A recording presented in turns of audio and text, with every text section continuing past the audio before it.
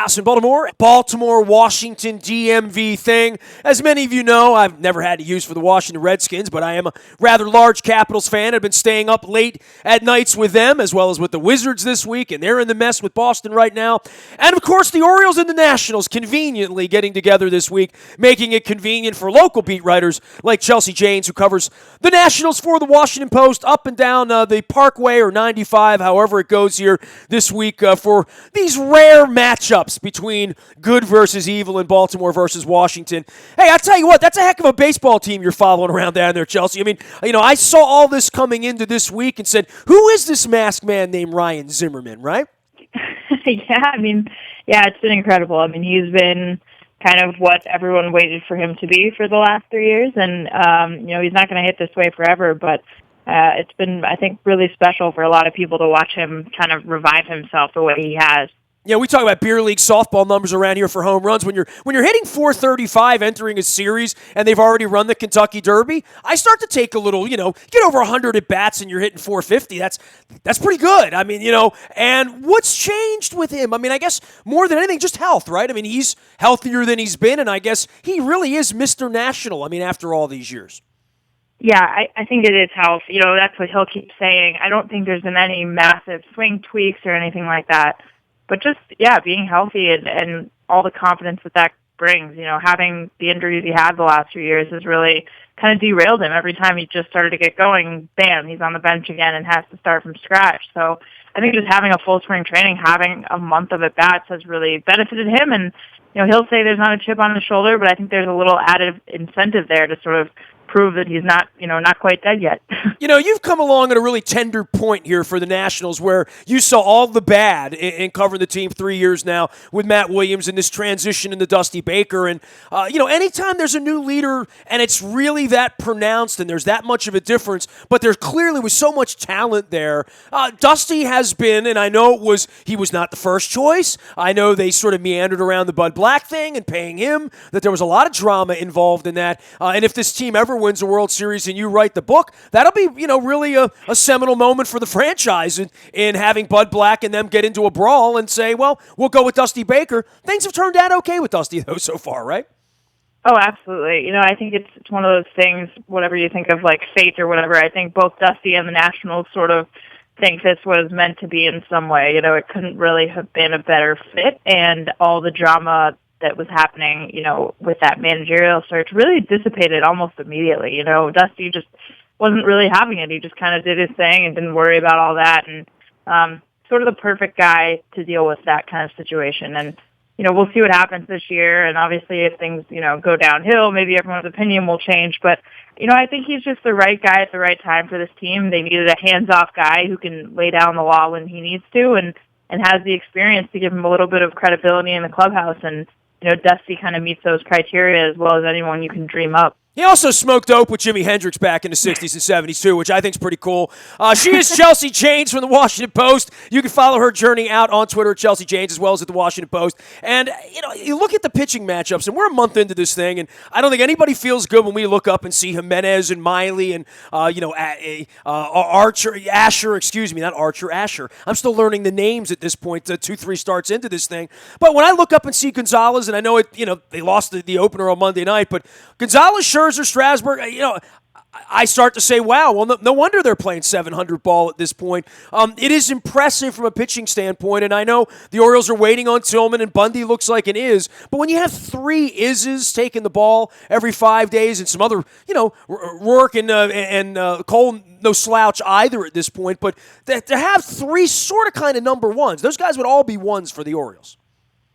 Yeah, I think they have a luxury there, and it's sort of underappreciated, I think, this year because the offense has been so good and the bullpen's been so bad. What people kind of overlook is the fact that the rotation's been exactly what you would expect it to be, really. And they had to send out Joe Ross to kind of figure things out, but really have been okay. And I think that Strasburg and Scherzer and Roark and Gio and, they stay healthy, they're going to be fine. All the ups and downs that'll come with that bullpen and the lineup are going to be kind of mitigated by the fact that those guys are really consistent when healthy. And I think that they're pretty lucky to have them in place.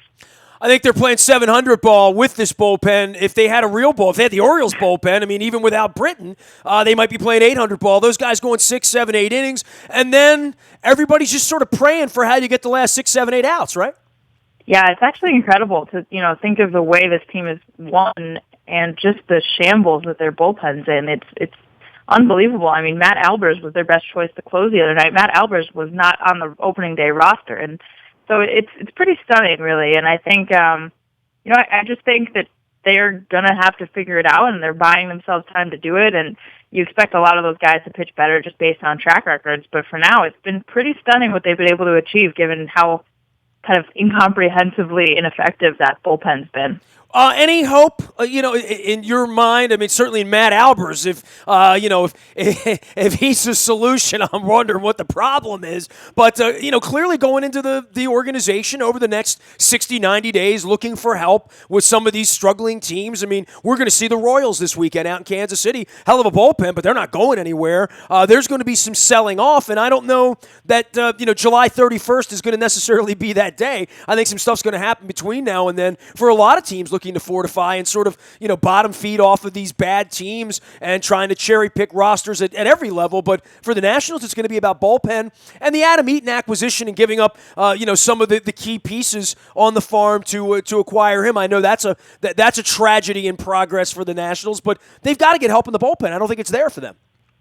Right. I think they are right now banking on everyone figuring it out. I don't think, as of right now, there's been any major progress towards a big name acquisition or anything like that, but they'll certainly look. But I think, ultimately it's not like you're going to trade for 7 guys. I think that the 7 guys they have are, these guys who aren't healthy just kind of have to figure it out. And if they don't, well, then that will determine how far the Nationals go. If they pitch to their resumes and start cleaning it up, maybe you'll be okay. Maybe that one acquisition can be the difference. But right now it's certainly a really, not dire, but just kind of amazing situation that they don't really have anyone you trust, and that's I think taking years off Dusty Baker's life and putting them in a unique situation heading to the deadline. The Orioles don't have any guys really having career years aside from, let's say, Bundy at this point. A lot of guys still trying to find the bats, and you see these Nationals guys come in, and everybody in the lineup's hitting 350, 400. I mean, Harper's back to where he's supposed to be, which then, in this series, certainly he and Machado going to hit the market, the Masson money, and I've spent hours, taking years off my life discussing the Masson money, but the Masson money really is at the heart of this Harper-Machado thing, and I think for both of these organizations, either one of them letting these guys not be here 18 months from now should be unacceptable to both fan bases, I think. Yeah, I mean, it's going to be hard. I think there's an argument to be made that, paying them what it will take to get them would be destructive to both teams. I think the Nats obviously have, a few more assets and are willing to spend a little more than the Orioles. Ideally, they'll be getting Masson money sometime, although that seems like it's years away at this point with all the litigation. You believe that, do you? You think at some point Mr. Angelos or one of his good-looking boys is going to have to write a $300 or $400 million check for all the money they've been screwing the Nationals out of? I mean, I in my mind, I believe that, and then I know these guys are lawyers, and it really is a battle of the titans between these two guys. Neither one of them's ever lost a lawsuit, right? Or they'll take it to the Supreme Court or the halls of justice, but it's a lot of money. I mean, it really is the difference between these ball players when you're considering $400 million contracts.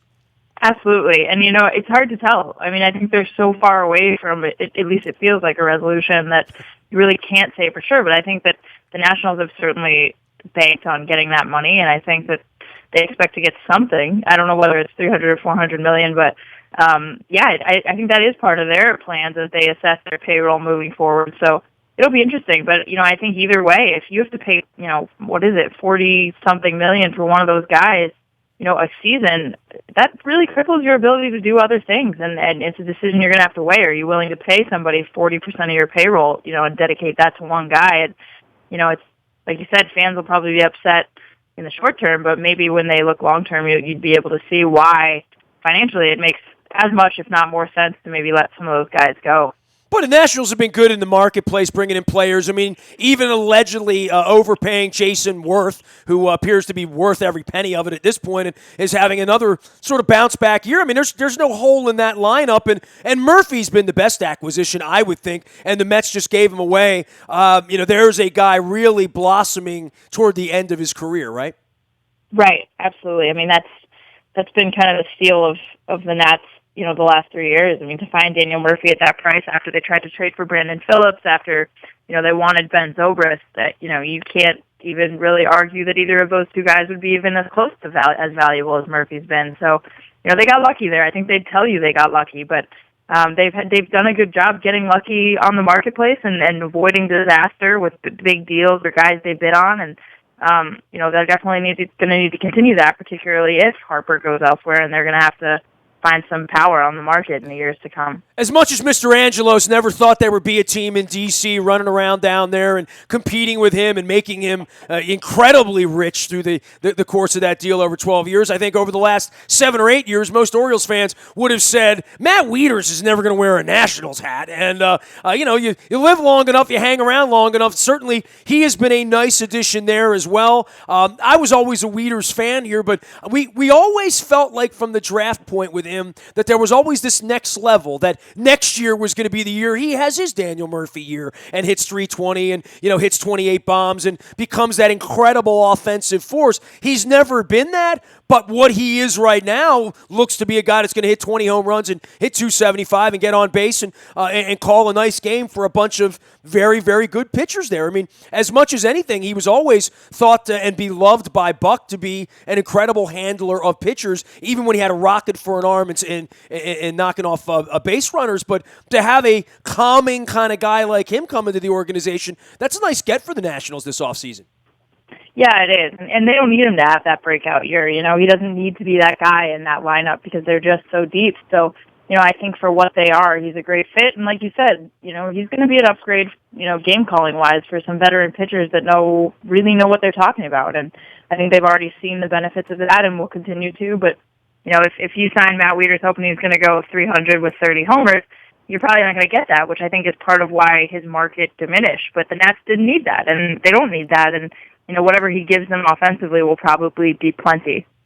She is Chelsea Jane. She covers all things Washington Nationals for the Washington Post. She's in Baltimore for a couple days, back down in D.C. as the Capitals and the Wizards go running around. I mean, it really has created quite the logjam this week, hasn't it? It's been nutty, right? Yeah, it's unbelievable. I mean, Wednesday night is going to be absolutely nuts. So I think it'll be fun, but it's a busy time for everyone, as you know. Well, it was weird on Monday. The Orioles announced the crowd at 23, and maybe it looked like that or whatever. And then I'm thinking to myself, if you are a Washington Nationals fan right now, or even look, I'm an Orioles fan, but I root for the Wizards and the Caps, and they've taken up large stretches of my evening in lieu of Orioles baseball, quite frankly, the last month, as I am making 6 a.m. flights in Pittsburgh, which I'm sure you're familiar with, running around with the Nats. But, there's only so much to go around, and when the Caps are playing a Game 6 like that, I can't expect anybody in Arlington to get in the car and come to Camden Yards. It is really kind of a weird time for these teams to get together with the way the Caps and the Wizards are playing, because they are more front and center right now than these baseball matchups. Yeah, absolutely. It's a busy time and a fun time, but the Nats are definitely on the back burner, and they'll certainly be right back in focus when it comes to October, since that seems to be kind of the only time that matters to anybody when it comes to those guys anyway. Like now, this time of year for the Caps, right?